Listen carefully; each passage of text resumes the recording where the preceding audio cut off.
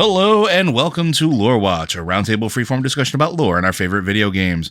I'm your host, Joe Perez, one of several lore-focused folks from Blizzard Watch, and I've got my stupendous and, I guess, applauded return of the wonderful, amazing, stupendous Matt Rossi. I'm welcome back. Like, a week without you here was weird. I'm sure you were fine. And you had EJ and Raven, and they're awesome. I'm really sorry I missed that. I'm especially sorry I missed that to be putting this mess into my house that I now live in, which is still not unpacked after a week. Help me. Help me, please. There's so much junk. Well, I can't help with that, but I can help by giving you at least a brief distraction, which seems to be something we are generally very good at least that's what you at home tell us. So we're going to be doing a round of questions that you've been sending in for the last week or so. So thank you very much for sending those in. If you have any questions that you want us to answer about any video games, go ahead and send them in, even if it's not video games, even if it's just games in general, tabletop game lore, things like that. Guys, if you could, please start asking Diablo Immortal questions. I have so many thoughts about this game. Yes. Diablo Immortal questions. Matt has and I have been talking about the bevy of Warhammer 40k games that are coming out. Yeah, if you guys want to understand what the heck is going on in Warhammer 40k or in Warhammer in general, Warhammer Fantasy Roleplay was a really good game. Very much so. And it adapts the Warhammer tabletop fighting game. I don't know what you call it, a skirmish miniature game, or what would you? Yeah. It's now a skirmish game, but like this is something that I have like a lot of knowledge on. So if it's something you are interested in, either Warhammer Fantasy, Age of Sigmar, Warhammer 40k, Necromunda, any of those games, I have been playing since 1992, give or take. Yeah, something like that. It's been a while, but feel free to ask. So everything's on the table, but that's not what you're here for. And if you do, you can send those into questions to our email, which is podcast@blizzardwatch.com, or send them into one of our various Discord channels. We have one for patron supporters, patron Q and podcast questions. We have one for non-supporters as well. Again, please send those in. We look everywhere for them. In fact, a lot of these came from Discord. Most of these did, actually. So we're going to start with a question from Necroman. With what we know from Shadowlands, how does the Emerald Dream factor into the resurrection of wild gods and other beings like Cenarius? Cenarius should have gone to Ardenweald when he died, but he was pulled out of the Emerald Dream in Cataclysm. Is the Emerald Dream a point between the Shadowlands and Rebirth, a zone of the Shadowlands, or was Cenarius important enough to have his soul pulled from the stream and inserted back into the dream? Maybe he already got his anima restored because he returned before the drought and then was chilling in the dream until Ragnaros started attacking Hyjal. So, well, you going or want me to go? I was just going to say, this is something that we're going to speculate on because they actually never really address this directly. And Matt, go right ahead. From what we know from Shadowlands, we have no idea. But that was going to be my first answer because, as Joe pointed out, we're going to have to speculate. They do not say how this works. I'm willing to bet anything that the Emerald Dream is the opposite of either the Shadowlands as a whole or Ardenweald in particular. And I think it is, in fact, the exact opposite of the Shadowlands. I think the Emerald Dream might be a realm within a larger realm that is, like, for lack of a better word, the Illuminated Lands. I'm calling it that because I got nothing. Mm-hmm. But it's whatever the realm of life, energy, and living things, possibility, and things to be born. Which I think is a realm that is... I had this really weird idea. It's not all that strange, but I've been thinking about it a lot. The light, as we know it, the force of the light, is not life. Mm-hmm. They're different forces. Light is certainly something that causes brightness, but it is also something that is not particularly interested in potentiality. And I think that life is born out of the conflict between light and shadow. It is, in fact, light is all about potential, possibility. Burgeoning things, new growth, new life, new possibilities. So I think we're going to eventually get an idea of this new realm that the Emerald Dream touches upon in much the way that Ardenweald is part of the Shadowlands. I think that the Emerald Dream is simultaneously part of Azeroth and part of this higher realm. It's like a gap like if you use D&D cosmology, I would say it would be something akin to the Feywild. The Feywild and the Shadowfell both touch on the prime material plane. They're not part of it, but they intersect with it. They have like a boundary condition between them. And so I think that that's something we're going to find out. I definitely think that it's quite possible that for using Cenarius, since you use Cenarius might well have gone to Ardenweald, been replenished anima, and then sent to the Emerald Dream to be reborn, for lack of a better word. And that might have been where Ursoc would have gone if he hadn't died. Again, what do you call that when you don't get your anima fed to you? You're already dead. Do you stop existing entirely? Yeah. Whatever. Repurposed is what I've been calling it. But I definitely think that the Emerald Dream is a part of the process. I think the two realms are like antipodal to each other, for lack of a better word. And I definitely think we're going to see more about that at some point. I don't know if we're going to see anything more about it in Dragonflight. Dragonflight seems to be pretty focused on the dragon thing. Although, we're going to have Merithra, I think. Merithra the Dawn of the Dream. And she's going to be the representative of the Green Dragonflight. Mm-hmm. We don't know what's going to happen with her story. Well, we know that the Green Dragons are tied to the Dream. I'm going to let Joe talk now. I was going to say, it's also specifically called out in one of the last things that happens in 9.2.5 in some of the closing things. And mild spoilers if you haven't logged in the game in like 2 weeks. But when you log in, there is a quest to go talk with the Winter Queen about what happened in Ardenweald, and you are going to meet Ysera, her crew, and Tyrande and her crew. And there's a lot that's encapsulated in that kind of gives us a little bit of a hint, potentially. And this is something that I've been thinking about, very similar to Matt. And I think that the Emerald Dream, I think he's right. I think it touches a different realm. But if anything, I think Ardenweald and the Dream are positioned in a lot of mythology. There are places that touch or very nearly touch on different planes. This is a D&D concept that's gone back forever. This exists in actual Chinese mythology, Korean mythology, that like realms of life and death have points where they almost touch, where it's like the snake almost catching its tail. And it almost appears like Ardenweald and the Dream are kind of those points, if that makes sense. They're close enough to be within like a stone's throw of each other, but they don't actually intersect, and they are the furthest points of their relative realms, because even Ardenweald is much different than any of the other realms we see, even though we know there's infinite realms. I'm not saying it's the only point that touches something else, but those two seem to be very, very closely related, and that seems to be by design. Well, I mean, one of the things that reminds me of is, of all things, Halloween. Yes. The concept of Halloween is basically that is the point in the world where the veil between life and death is that it's thinnest. And that's a big part of what we see with the Drust and the Drust druidism. And we see that again in Ardenweald, like when we get that old Drust druid to help us against the Drust who are invading.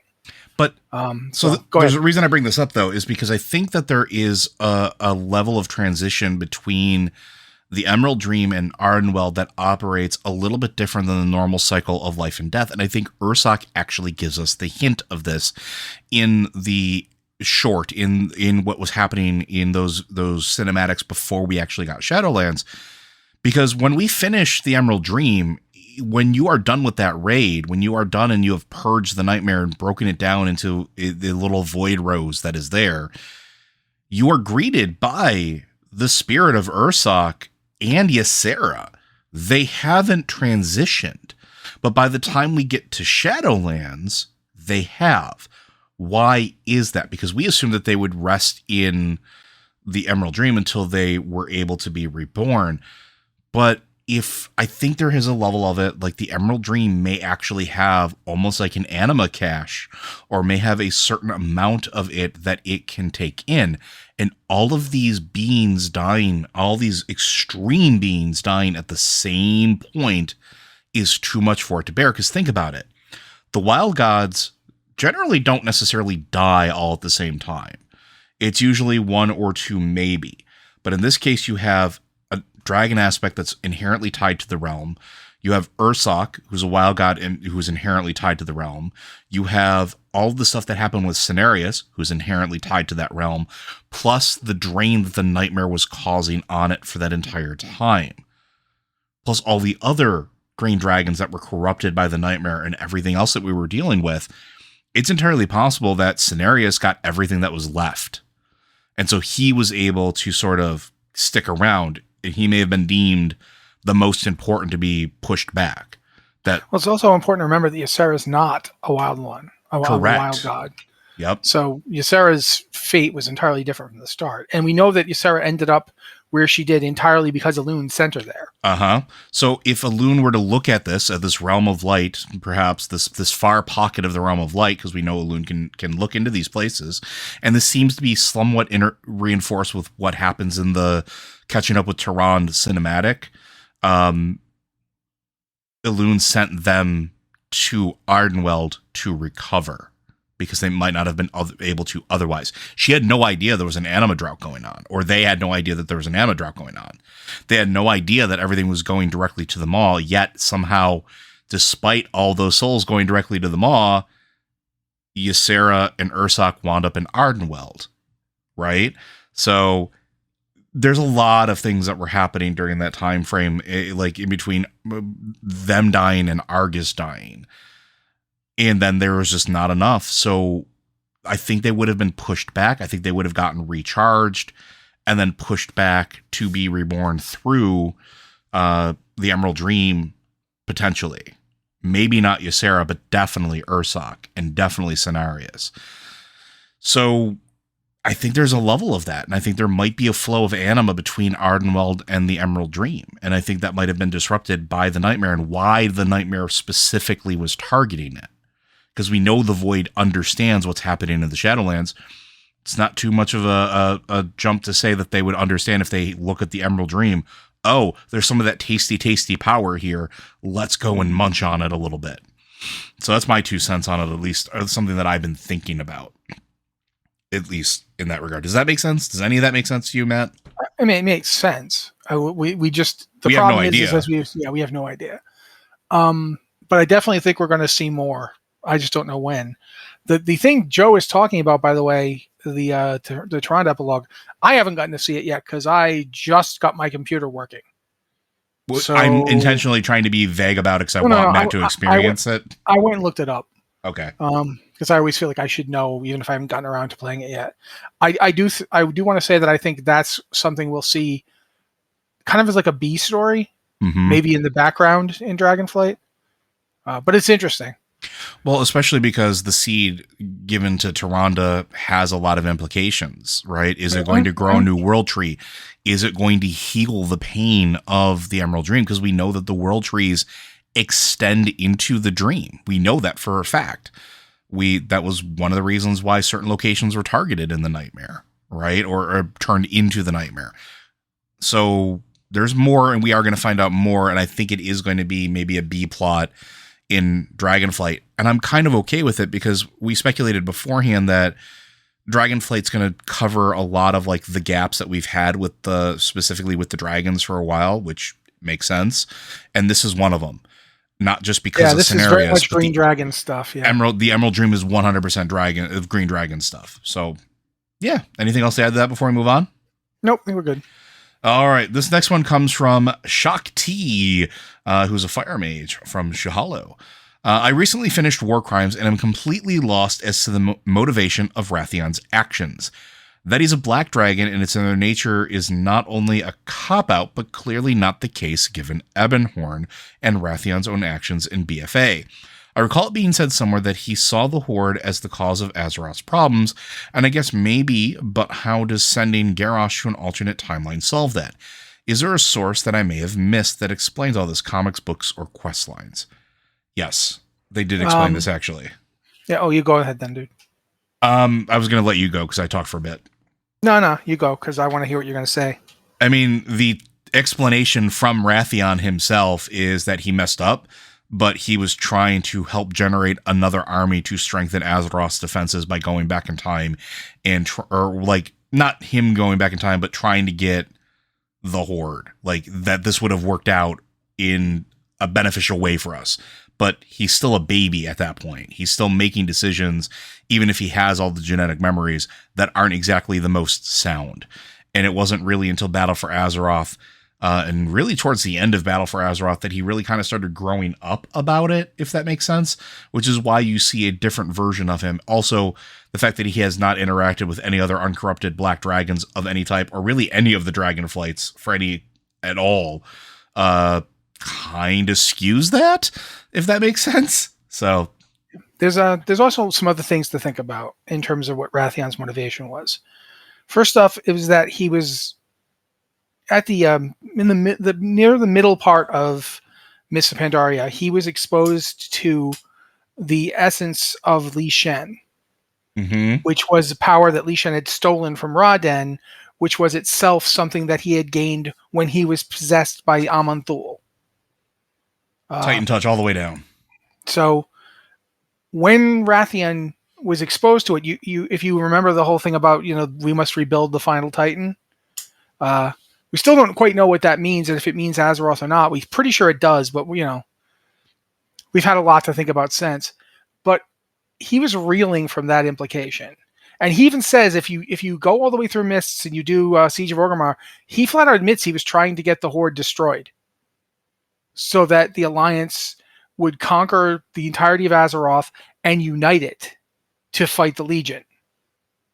That's what his goal was. Mm-hmm. He didn't, not because he hated the Horde, but because he felt like the Alliance had the better hierarchy for the purpose of defending the world from the Legion. Better structure, yeah. Yeah. And it just would have made more sense. It's like the Alliance, if the Horde had won, it's quite possible that under Garrosh, they'd have wiped out their enemies. Because Garrosh wasn't, interested in working with anybody. If the Alliance had won, they might have killed a few leaders, but they weren't going to genocide the Tauren. They weren't going to burn the orcs at the stake. They probably would have eventually brought them into the Alliance in some form. And that would have been building on the idea that he had a few years before the Legion would show up. He was hoping that would be the outcome and he could work from there. But that's not what happened, because Anduin's, I want to say example to his father was such that he didn't do the thing that Rathian expected him to do. He didn't kill Garrosh and say, "You guys, you're under us now." He backed off. He was like, we did what we came to do and we're leaving, and that left the Horde intact. And Rathian did not expect that. So when you go into why he worked with Kairos, it's very much a case of he didn't particularly like Kairos or trust Kairos, but he saw an opportunity. Mm-hmm. And he didn't have that unified Azeroth that he was hoping for, but he could go to a place that had a potential for a unified army. Except when he got there, he realized it wasn't close enough. Like you see, at one point he goes and he shows up at an Alliance base, and that base ends up getting destroyed by a necromancer. And he's like, "This place is not right.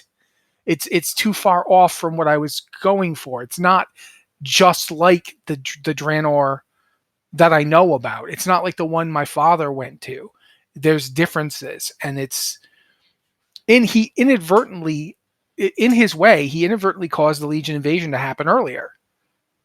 If you think about it, Rathian helping Kairos meant that Garrosh escaped, which meant that he went to that world, which meant that they then built a new portal and attacked our world, which meant that we went to their world, which meant that in the end, Gul'dan summoned Archimonde, and Archimonde sent that Gul'dan to our world, causing the Legion invasion. So it's a big chain of dominoes, and in so observing it, one of the things that it taught Rathian was that, yes, you're smart. Yes, you're powerful. You do not see everything. You can make mistakes. And you'll notice that he sort of backs off from the Legion and focuses all of his attention on the old gods. Yeah. That's what he's focused on right now. And that change comes about because of what he did. And it started because of his mistakes. Yeah.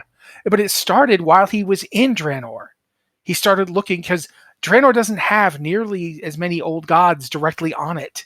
It's got void beings and shadow beings, but it doesn't have multiple old gods sleeping in it. Like, so he could study it without as much threat to himself. Mhm. And he started figuring out, that's the whole reason Ebonhorn is safe now, is because Wrathion did that. It was very much, we keep forgetting that, not only is he a young dragon, but he's a young dragon. Yeah. Dragons don't think like we do. No. Their thought processes are very different. They think on a different level. Not just, this is not a question of intelligence. If you know you're going to live 3,000 years or more, I mean, some of the dragons, not even the aspects, just the dragons, like Aranicus. Aranicus lived from the Sundering to now. He only died a couple years ago fighting the Nightmare. These are beings that can live very long lives. They take an extremely long view of things, and it's natural to them. It's innate. It's not like the Night Elves who, yes, elves live a long time, but the immortality they were given was not innate to them. It wasn't a part of who they were. They had to learn to adapt to it, and in the end, when they lost it, it doesn't really matter. Like, they're still who they were. With dragons, this is an innate part of their being. Mm-hmm. So Rathion's had a lot to get used to in a very short amount of time. It's only been 10 years since Cataclysm in game? Yeah, give or take. Yeah, so the fact that he is essentially a 10-year-old dragon, he'd still probably be a whelp. I don't even think he'd be a drake yet. No, he'd definitely be a whelp, yeah. But I mean, artificial intelligence push up, there's a bit of that. Yeah. So there's lots of stuff to it, but it isn't. Well, actually, no. Canonically, he is not a whelp anymore. He is now a drake. His form is that of a drake, because at the end of Battle for Azeroth, that is the form he takes. Yeah, he's but that a large doesn't drake. Necessarily mean that's. I'm not saying that he isn't a drake. I'm saying if he weren't going through all the stuff he's been through, like the whole egg purification deal, the whole Rathion's birth, his genesis and birth were not normal. Oh, not even by any means, yeah. So it's quite possible that I don't know when whelps grow to drake status. It's quite possible that he'd be a drake naturally, but at any rate. But also before that, he was showing up as a whelp. Like even in any other time we saw him, he was in Mist, and any other time we had seen him, he was a whelp form. But in Battle for Azeroth, he has definitely grown up a bit. Not just with that wonderful, fabulous hair that I wish I had. Yeah. He's also, he's actually concerned about Ebonhorn. Yes. Like, he actually displays concern because, you're the only family I have, basically. And there's no reason he would know that there are other black dragons, still out there in other worlds, because he's not been to those worlds. He's not been to Outland. He doesn't know about Sablemane. Sablemane has not come back. It's quite possible Sablemane will never come back. And as long as he doesn't, there's no reason that black dragons on Azeroth would know anything about him. Mm-hmm. And it's quite possible for Sablemane that it's like, why would I go back there where the old gods are everywhere, where I can just stay here and I don't have to worry about them? I'm not saying Sablemane's a good person, but he might very well not want to risk having his mind controlled. So yeah. But in terms of why Wrathion did what he did, his motivation was, as it always has been from the beginning, was to basically save the world. It's just that he's very a dragon about it. Yeah, and that's very a really young, good way of putting it. Inexperienced dragon about it. So yeah. Yeah. So hopefully that answers your question. But like I said, it is something that they did address. It is something that he himself did address because he was called out on it at one point. So our next question comes from Mink. This might be a little bit lore-y, but okay. Do we foresee any inherent faux pas issues in using traditional draconic naming conventions for the Drakir? The examples given are Straza, Dormu, Gosa, etc. So we talked about this before. There is a sort of naming convention that each of the Dragonflights have sort of adopted. But I don't know that there would be anything that would indicate any sort of faux pas with that. Plus, the Drakthir are not necessarily part of those Dragonflights. And we've seen other dragon-like creatures or dragon... We talked about this in the quote-unquote lesser Dragonflight episode. where there are sort of Draconoids and like I can never remember the names of them, and the dragon centaur type things. Yeah, we looked that up that time too, and I don't remember it. It's such a weird thing. But like they don't follow those normal naming conventions either. And that I think is intentional. So I don't think that there is necessarily a hard lore reason not to use those names. But I do think that in game, anything that is not part of one of the true Dragonflights or part of the main Dragonflight generally doesn't adopt their naming schemes. At least that's what it's been saying. Do you have any thoughts on that, Matt, or any ideas? First off, it's a dragon spawn. I looked it up. Dragon spawn, yes. Because thank you. I looked up Dracosath because it was going to bother us. It really was. Yeah. Secondly, I don't necessarily think they would have such names. Speaking for myself, lore-wise, if you want to have such a name and name your character that, who going to stop you? You know, as long as unless Blizzard puts a thing in saying you can't do it, go ahead. I've seen people do that with characters who aren't even remotely dragons. So, sure, have fun, do what you want. I don't think that they would, in terms of actual canon lore, though, Drakthir are not dragons. They have a dragon component to them. They're dragon-like. They're essentially dragonborn from D&D with a nice new coat of paint on them, but they're not dragons. So it would be odd for them to have those kind of names. It doesn't, unless when Neltharion made them, he named some of them that way, and we know that he did. We know that Neltharion created them. So when we get in there and see what the NPCs are named, you'll have a better idea. But I doubt that he did that. It just does not feel like for that matter, since Nefarian was the one who named them, the Black Dragonflight doesn't use those kind of names. Like, I mean, some of them are, but like Sinestra, Nefarian, Sablemane. Well, Sibelian is his actual name. Sibelion, yes. Yeah, Sibelian, Onyxia, Neltharion. These are not OSX type names. They're different. They have their own naming convention.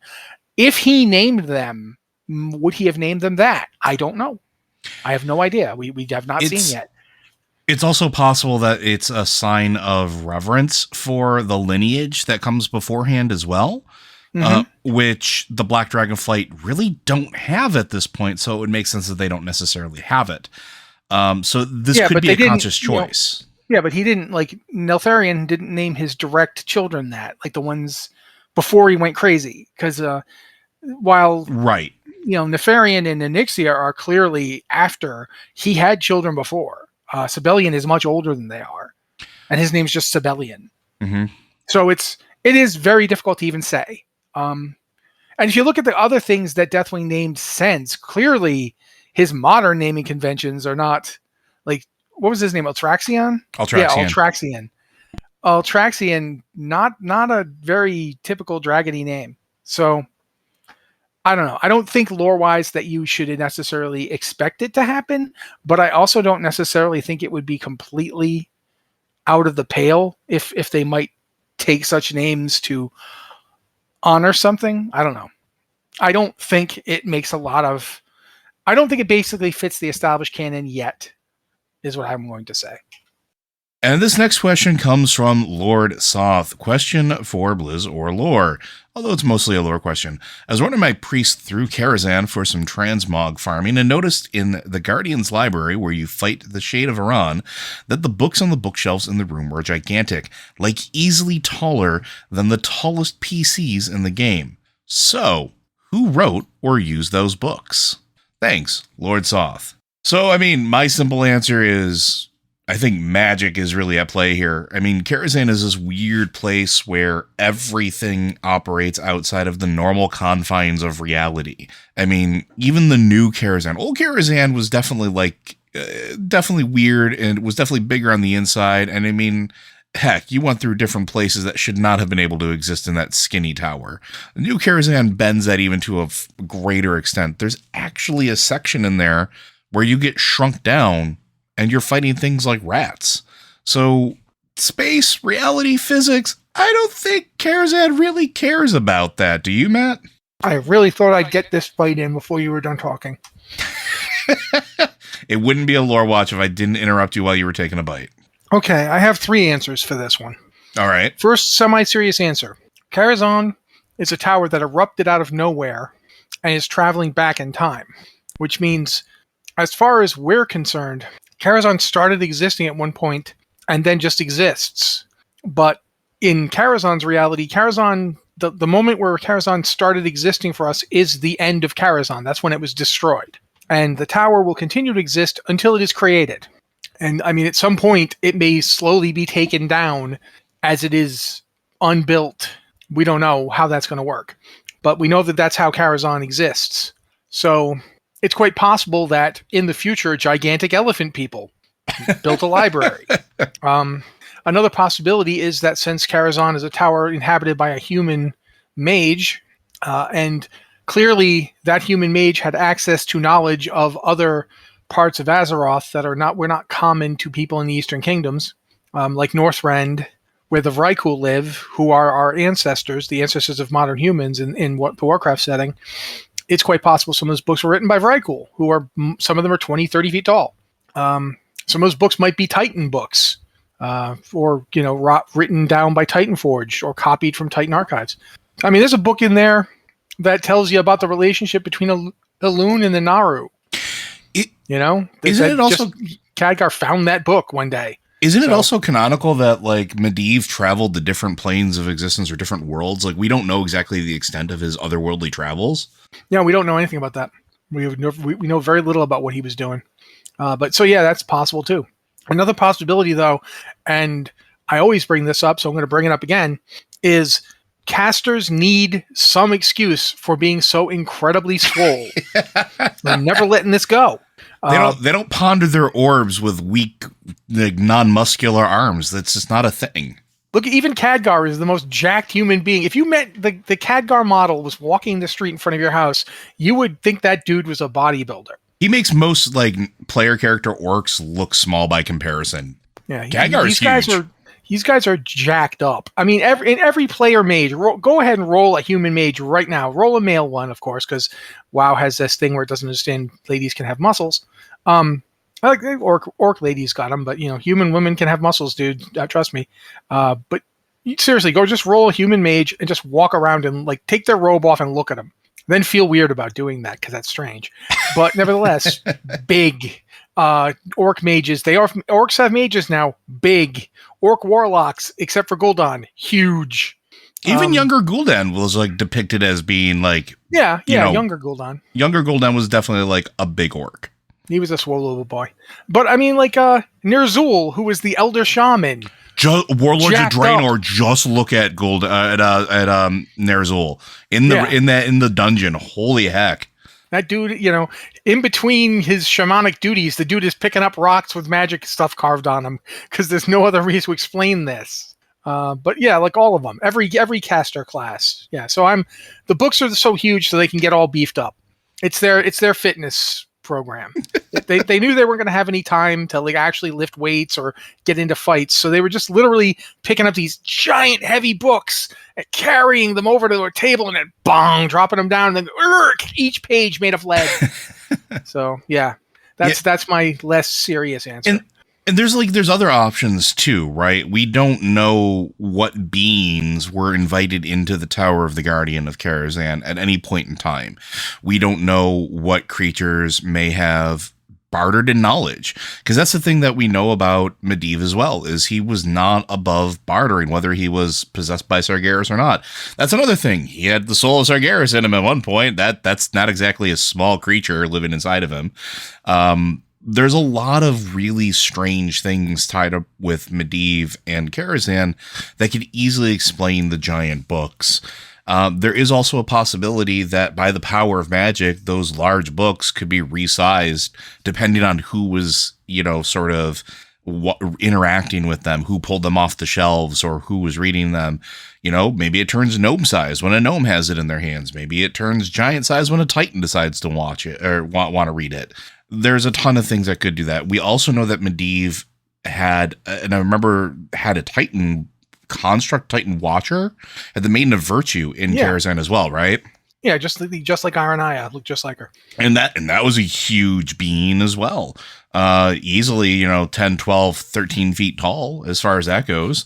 So bigger than a Vicryl, very easily. It's always fun to think about, like, when you go back through places like Karazhan specifically and just kind of take a look at, like, some of the weird physics bending property.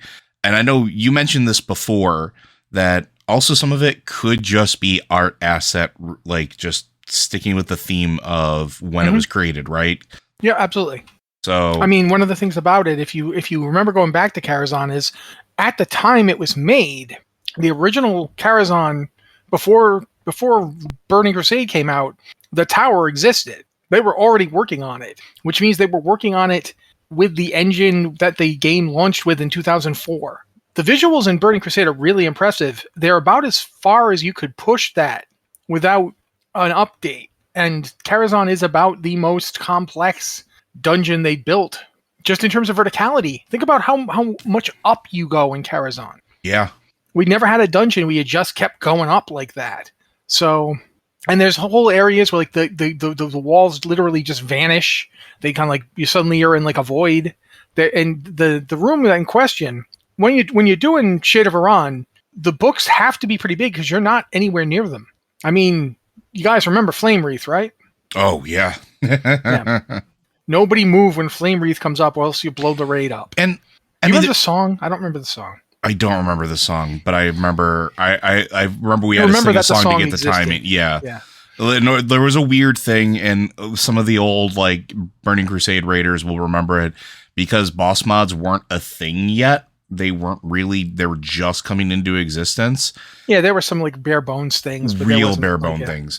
So like you basically had to sing a children's song, and it was exactly the right timing for when you can move and not move with Flame Wreath. That's neither here nor there. That's a game lore thing. But there's also other things too. Like there's a dragon inside of Karazhan. There's the Nether Dragon, right? Mm-hmm.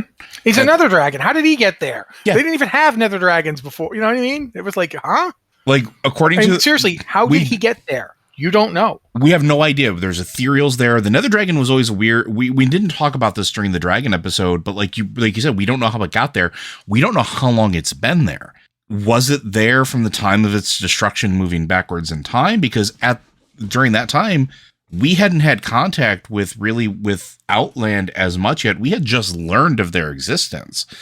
And there's 2 armies staked out at the Dark Portal at this point in time. So was there another portal from Outland? We know that, again, that Medivh was possibly traveling between worlds, possibly between dimensions. So did he just befriend another Drake and just be like, hey, you want to come live in my library? Like, and why would the dragon agree? Maybe the books are that size because the dragon is literally down the road. Yeah, I mean, for that matter, I mean, when you go up high enough, you step out into the roof area, which is in another dimension. Yeah. And that's where Jaraxxus shows up. Not Jaraxxus. Is Jaraxxus? Which one is the guy on top of the... Prince Malchazar. Malchazar. Yeah, Jaraxxus is the other one. Okay, yeah. But when Prince Malchazar shows up, he even says, all dimensions, all realities are open to me. Like, you're not... like, the Nether Dragon could have gotten in there from the roof. I mean, he's pretty big, but for all we know, he could change shape. Most dragons seem to be able to.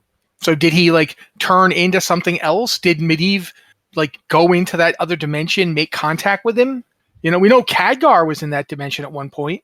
Knowing that the tower exists backwards in time, maybe way back when Khadgar first got to Draenor, and after it got blown up, maybe Khadgar met another dragon. We have no idea, but we just know it's there.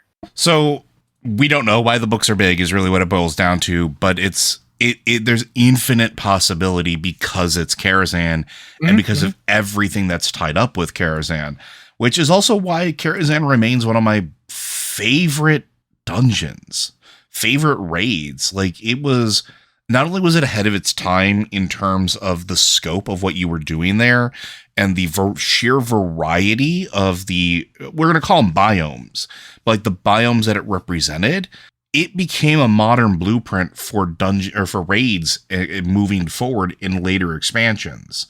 Like, So there are some weird artifacts of the art design because of that. Even when they redid it, they tried to retain a lot of that feeling of it, because that's one of Karazhan's biggest lore points is like Matt pointed out, Malchezaar, all things are open to me, all dimensions, all places in time. Well, why is that? Is it because it's at a nexus of ley lines, which we know it is? Is it because it's at a weird interdimensional nexus, which we talked about in one of the other questions, where there are places where maybe you were talking the veil about is thin? Yeah, go ahead. You were talking about the new Karazhan. At the end of the new Karazhan, you go up and there's a freaking Legion ship just in that void, just floating above it, and it's there's that space isn't space. It's the pure twisting nether. The twisting nether is right above Karazhan. Like if you go in Karazhan and go to the top, by the end of the trip up, you are in the twisting nether. And that's terrifying because we can see the top of Karazhan. But nevertheless, it's not there. You know what I mean? Think about this for a second. So yeah, nether spite, that's another possibility. All sorts of things could be coming in and out of that tower. So I mean, in fact, we know at one point when Khadgar went back there was a freaking Dreadlord in there, which means the Shadowlands know about it. So yeah, that's true. For all we know, the brokers had dealings with him. We don't know. We know the brokers have dealings with lots of other people in the material world. And the brokers having dealings with him might be why the Ethereals are so interested in that place, because even though the Ethereals have been around, like, they really haven't shown an interest in necessarily knowledge, although they definitely seem to have a broker-like quality to them, and we've posited this before, that there might be a rivalry there, and why they're so angry that we show up. Because they're definitely, when we find them, at least in 1.0, the Ethereals are in the library. They're just outside of where the dragon is, which is just out. It's the library. It's right near the same place Shadowlands is located. Yeah. They're still there as far as I know, and I was there fairly recently. And the books are just strewn all over the place. What are they looking for? Because they're looking for something. The weirdest part is that there's friendly Ethereals in there too. There's Ethereals who are one friendly, yeah, but he's there. True. So there's possibility of competing ethereal factions in the Karazhan Tower. That's even weirder. Now we put in the fact that for all we know the brokers are involved. There's a ton of options. I think, however, we are starting to drift way out of the scope of this question, like way out of it, like super far. Yeah, we definitely are, but hopefully that answers your question, Lord Soth. We're probably going to wind up revisiting this in a tinfoil hat episode at some point, because now the wheels are spinning of all the weird things that could be connected to Karazhan. Damn you, Lord Soth. Damn you. Never trust the Soth. Our next question comes from Fuzz. It's been discussed that we are a little tired of these huge otherworld catastrophic threats to Azeroth, and I'm hoping that we don't get more of that in Dragonflight, but I was wondering what lore/previous threats would you like to see the Dragonflight tie into? Old gods, since the dragon graveyard is right by one. Lords with the idea that the dragons come from or have to do with the elemental plane.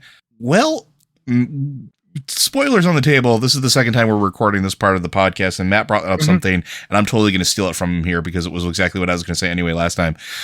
I really, truly want to see the storylines from the class order halls from Legion become revisited. There is a ton of loose ends. Matt pointed out the shaman one, and the more I've been thinking about it, it is really one of the most egregiously open-ended ones that there is. At the shaman order hall, part of the story is that to become the Farseer, you are essentially whipping the elemental planes into like some form of order. You're going through appointing folks to new lords of fire and new lords of air, because if you remember correctly, we kill them, we destroy them in their elemental plane so they can't exist. Neptulon randomly shows up after being kidnapped by a giant squid, never explaining how he got free, never explaining what happened. That's a huge loose end right there. That squid that was working for an old god, mind you. But we just kind of give him back the elemental plane of water. I can never remember Therazane in Stonecore just kind of like doesn't want anything to do with us. Her realm's sort of okay after we get done helping her, but she agrees to help us anyway. And the Firelands is just a chaotic mess, even after we appoint somebody after battling half of the Firelands.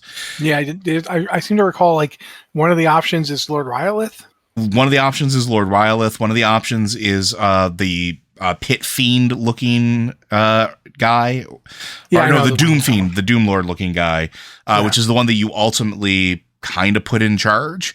And then that has consequences later where the Firelands rebels against him, and then it never gets resolved. Like, you go in and you break up the rebellion, but then nothing else happens. Like, those are huge plot points. And especially with that, because like now what's happening with those elementals, they're sort of allied to us because of everything that happened, but they're sort of not.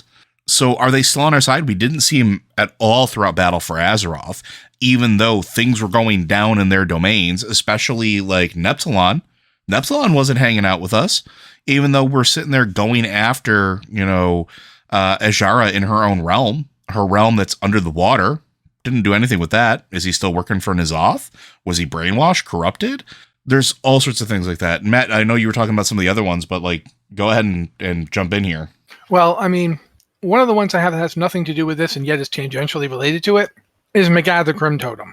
Yep. Who I've wanted to see back since the end of Cataclysm. Because she's supposed to be kind of gone, right? Yeah. Last time we see her in Cataclysm, she's in Thousand Needles. She's going after some elemental artifact. She gets it, and that's it. Like, she uses us to get it, gets it, and pieces out. And that's the last time we see the person that essentially killed Karen Bloodhoof. I mean, where is she? What is she doing? Do the Grim Totems still follow her? What's going on with Magatha Grim Totem and her giant elemental MacGuffin? I want to know. And I think like Dragonflight seems like a good expansion for that because we have this whole elemental unrest thing happening where like there's the elemental dragons are going nuts apparently, and there's half elemental giants attacking. Also, since after Battle for Azeroth, the ley lines are returning to full strength.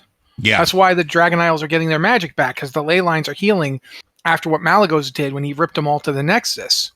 They're all going back to where they're supposed to be. Wouldn't that be a good time for somebody who's doing weird elemental magic to show up and do something weird and elemental? It just feels like this is a person who really needs to come back. Like, especially since she was such a good villain. She was one of those villains, even more than Sylvanas, who did evil things and you knew they were evil things and you were opposing them, but you couldn't do anything about her. Because she was right there in Thunder Bluff, hanging out. And Karen knew she was up to no good, but he was like, I'm watching her. It's better to have her here. And that didn't work out for him at all. And now she's still, years after she had basically arranged for Karen's death, she's out there. I think it is time to see what's up with that. Is she, like the last time we dealt with her, she wasn't our friend, but she wasn't actually directly antagonistic to us.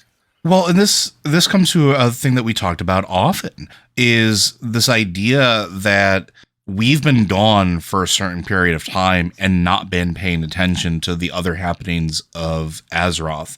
So like in Battle for Azeroth, we were sort of occupied with what was happening with that particular region, but not really what was happening back home, right?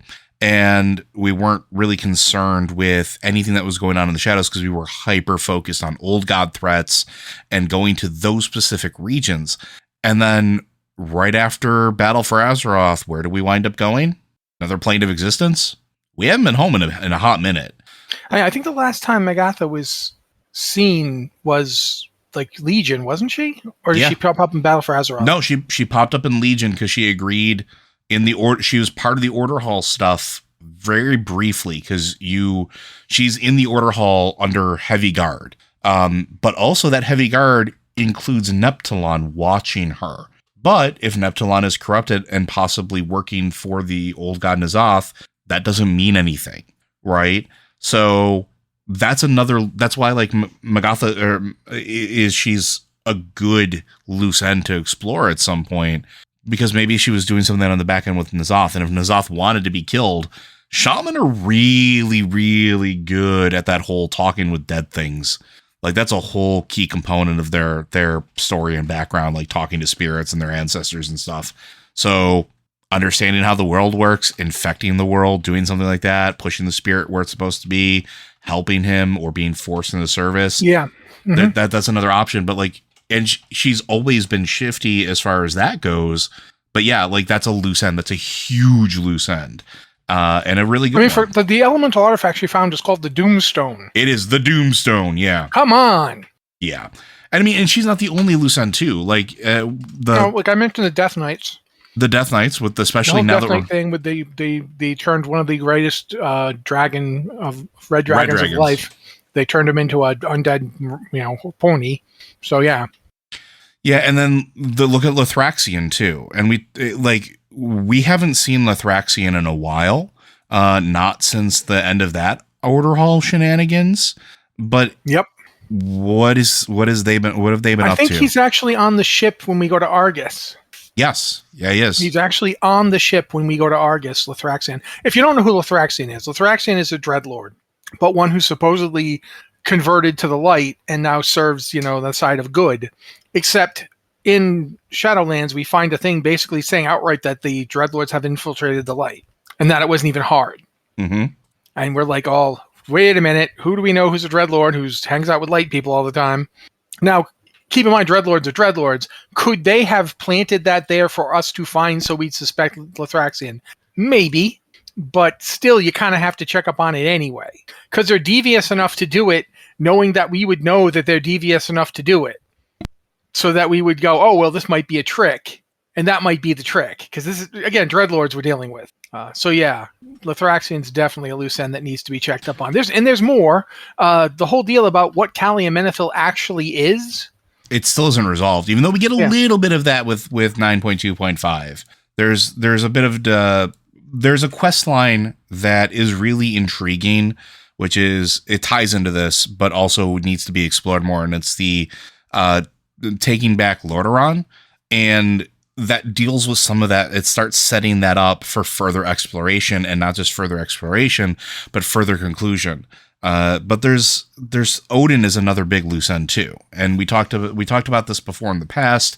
Besides making Matt his Pokemon, he has been not inactive. I'm afraid he's going to turn me into candy, guys. I'm sorry. I'm really scared about it. Or at least he's going to feed you rare candy, one or the other. Trying to think how to phrase this. What if he tries to evolve me? I don't want him to use the Thunderstone on me. But once he was freed from his prison, once he wasn't fully locked into his little Valheim place, Halls of Valor, Halls of Valor, even though he really wasn't, but he was definitely afraid of Helya, and now with Helya being mostly in the maw, and her minions trying to summon her back, but also failing in doing so, he definitely felt safe enough to go back to Northrend. He went back to Ulduar, and we know that he's there. And we know that Mimron's there. And we also know that something happened there, because at the end of Battle for Azeroth, when we're linking all of the Titan facilities together to eradicate N'Zoth using the reorigination beam, Mimron says no, hangs up and cuts off the facility from the rest of the facilities. And Odin's there. What are they doing? Why is he there? Why would Mimron also cut us off? That's another loose end that should be explored. We haven't gone back to Ulduar. We haven't even given it a second thought after all that stuff happened, because immediately after N'Zoth was done, we're ferried off to the Shadowlands in search of Anduin and all the other heroes that had been swooped away, and then the Helm of Domination being busted. There's a lot of loose ends there too that could be very easily explored. And the best thing about all this is every single one of these is something that is a loose end that is not necessarily universe shattering, but isn't unimportant either. These are things that have implications that have been carried throughout expansions and will probably have bearing, like Lithraxian as well. Like, we just did the Unseen Servant thing. And what if, we've seen, bloody heck, why can't I think of his name? Paladin in charge of Stormwind now. Khadgar. And it's not Khadgar, although he is very much. No, you're right. It's not Khadgar. I'm sorry. Oh man, I knew his name too until I just Turalyon. Turalyon.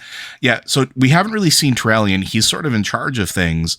Dreadlords can impersonate other folks. That is a huge component of the Shadowlands story, and including going through the Sepulchre of the First Ones and dealing with, like, when you go up to the Dreadlord fight, which is Mal'Ganis, and I can never remember the other one's name, but like before you engage them, if you just watch, they're transforming themselves into different people back on from Azeroth's history. One of them happens to look a lot like Magda Grimtotem, but Lithraxian could be possibly impersonating Turalyon and He doesn't pulling even the have strings. to be just impersonating him. Mm-hmm. He wouldn't be the first paladin. He wouldn't even be the first of the 5 first paladins to have a Dreadlord hollow him out and wear him like a suit. Yeah. Because Satan Dathmerfan would like to say hi, except he can't, because Balnazar hollowed him out and wore him like a suit. And Lithraxian has had the advantage of being Khadgar's bestest buddy for a very long time, because they were trapped in the Twisting Nether, where time doesn't matter. Mm-hmm. And so he literally spent like 1,000 years with Lithraxian as the Starsky to his Hutch. And Lithraxian is implicated in the book, the journal at the meeting place of the Unseen Servants. When we find that hidden thing, Lithraxian is implicated there. Is there a reason that all of that light was funneled into them? Maybe it was because that was the only way to hollow out Turalyon and take over his body, because Turalyon is a being that can channel the light. Well, if Lithraxian is made of light, maybe it makes it easier. Maybe it means that's means, because also, Turalyon's wife, Illyria, has not been around. She's been busy doing her own things, trying to figure out what's going on with her sister, both sisters, traveling to the Shadowlands, being there for the trial of Sylvanas, essentially at the hands of the Arbiter and the people there, and dealing with the aftermath of what she did to the World Tree. And not only that, but also like dealing with the Void Elves and trying to set them up and making sure that they're okay while battling the Void, which we know is constantly in her head. It's constantly trying to get her to do things. This is why this is one of N'Zoth's dark dreams, right? Like, it's not because, it's maybe a possibility. No, we know from the comics, we know from the things we've read with her, that it's a constant battle that she has to keep in check. And we know that, I can't remember his name, Locust Walker. Locust Walker flat up tells her this, that it's going to be a constant struggle for control and you can never waver for a moment. So she's not paying attention to what her husband's doing. She's not there. She's not there to see what Turalyon's doing at every second.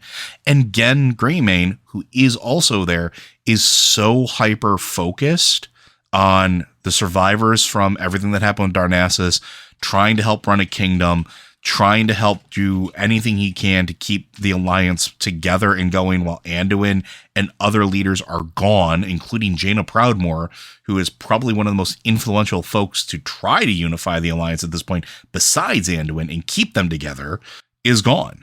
So would his wolfy nose maybe smell a Dreadlord? Who the heck knows? Maybe, maybe not. But it definitely, if it is the case, but that's another loose end. I want to see us revisit some of these things, and these are all intrigues and plots and things that could be huge crescendo moments in epic storytelling that don't necessarily deal with the fate of all reality, but could have those ripples of effects going forward for anything that happens after that. Anything else to add, Matt? I mean, we could keep going, but I think we probably have given you enough for right now. But I think that's going to do it for us, unless there are anything else you want to add. No, I think we're good. Okay, so we're going to end with one final thought or a final question then. Aside from anything dealing directly with the Dragonflights, which is something we've definitely discussed and we've gone over multiple times, is there anything else that you are looking forward to potentially becoming, maybe not necessarily a B plot, or maybe like an A- plot, a sub-A plot to Dragonflight? That's something you would be excited to see come to the forefront. I mean, there's lots of stuff. I honestly don't remember what I was thinking, because you brought up Ulduar, and my brain is like, wait a minute. This Titan facility in the Dragon Isles was Tears. It was. And were the Dragon Isles an island, or were they connected to the land? We don't know. Actually, we do. They were an island before, even? They were an island before the Sundering. They pointed that out in the previews for Dragonflight, that this was always a separate thing. So Tyr had his own little lab off in this place. Neltharion was there doing research that they all knew about to make dragon-like beings, the Drakthir, And we know that there's other dragon-like beings who work for the various Dragonflights, like the Draconian And the Draconoids. The Draconoids and the Dragon Spawn. So I'm thinking to myself, is there a correlation between whatever's going on in Ulduar and the ley lines getting strong enough for this place and the Dragon Isles to activate? And if so, is that related to, say, the fact that the Nexus has been kind of dormant for a while? Mm-hmm. Because the Nexus was a Titan facility. That was a Titan-built structure. Yeah, it was, wasn't it? Wormrest Temple, Titan-built structure. Mm-hmm. The dragons were clearly aware of and part of the Titan network before Loken pulled his little stunt. Is there a relation between these things? Is what's Odin? We knew Odin doesn't approve of the Dragonflights, and we know Odin can see into the Shadowlands because of the connection he has to his eye. Is there a reason? Like, is Odin doing something now? Is it ultimately? Yeah. I would not be surprised to find out, because keep in mind too, Odin is one of the figures who beat the Elemental Lords in the first place. Yeah, this is why he's got that fiery beard. It's not a fiery beard. It's part of his face that's melted from fighting Ragnaros. It's permanently melting and constantly exuding from his face. That's what that is. It just looks like a beard. It's actually like he went up to Rag, and Rag jammed his hand on his face and just melted it. And his face is just forever melting. It never cools back down, which in of itself, like, that shows you just how strong Rag actually was. And is. Ragnaros, until we did what we did, he was coming back stronger. Like, we fought like shades of him. Yeah.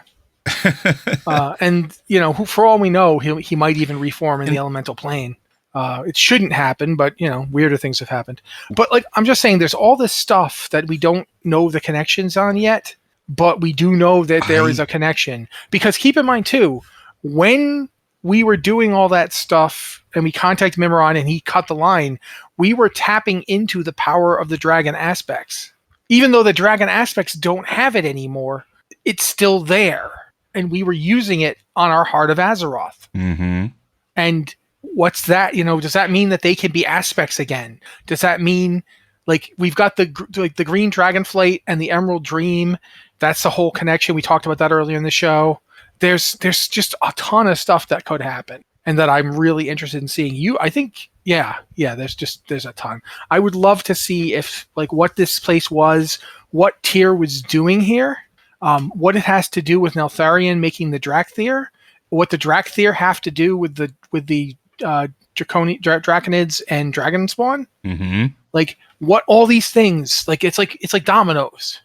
There's a ton I would love to see. I want to know what's going on mainly with the Valkyr, because we know for a fact that a couple things, right?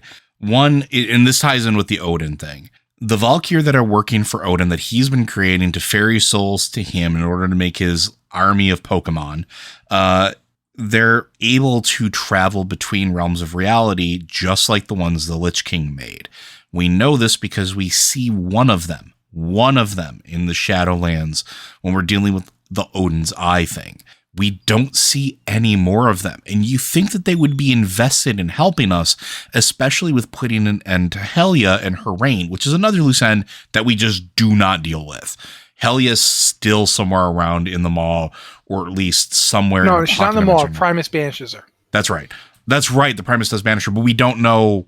That's a whole other thing going back to the Primus. Does she go back to her realm? Does she go to Azeroth? We have no idea. But what is her realm at this point? Is it a pocket dimension that she's created?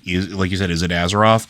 You think the Valkyr would have been interested in being involved in that and taking the fight there, especially with the perceived slight of the essentially the Forsworn, the Mawsworn being Dark Valkyr. They're not Kyrian, really. They're Dark Valkyr. Why didn't we have them helping us? Why weren't they helping ferry us into the Shadowlands? Because they very clearly could. We know this from the Sylvanas book that the ones that the Lich King made definitely had that ability. And this is after the Lich King had been resisting whatever pull that the Zolval, I'm not even going to call him the jailer at this point, that's a whole other topic, but that Zolval was trying to push through the helm on him. There's an entire camp up there that we don't know if Bolvar did anything with. Remember that the camp that had all those physical trials in order to be raised into Valkyr? Yeah, absolutely. They're still there. And it's in Northrend. We know Odin's in Northrend. Did he go, hey, by the way, time for you to become real Valkyr and do exactly what he was doing before and causing like the Vrykrull to, challenge and fight for the honor of becoming the next Valkyr, but just doing it in Northrend instead? And if so, what is he doing with them? Especially now that we know that there's so many planes of existence, it's super important, possibly catastrophic, but not right now. It's a mystery. So I really hope that does come up again. I hope that something happens with that. But I do think that's going to do it for today, folks. Blizzard Watch is made possible due to the generous contributions at patreon.com/BlizzardWatch. Your continued support means this podcast site and community is able to thrive and grow. Blizzard Watch supporters enjoy exclusive benefits like early access to the podcast, a better chance at having your question answered on our podcast or the queue, and an ads-free site experience. All of us at Blizzard Watch continue to stand with the employees of Activision Blizzard, as well as the game industry and tech industry as a whole, as they work towards unionization and demanding a change for a better tomorrow, safer work environment and equal representation. We congratulate Raven QA on their success and hope to hear more success stories in the coming future. If you have questions for this podcast or any of our other podcasts, please be sure to send them into podcast@blizzardwatch.com. Specify what show it is for. We'll be more than happy to include it into our repertoire. If you are a Patreon supporter, you can have your message highlighted in our Patreon Q and podcast questions channel on our Discord server.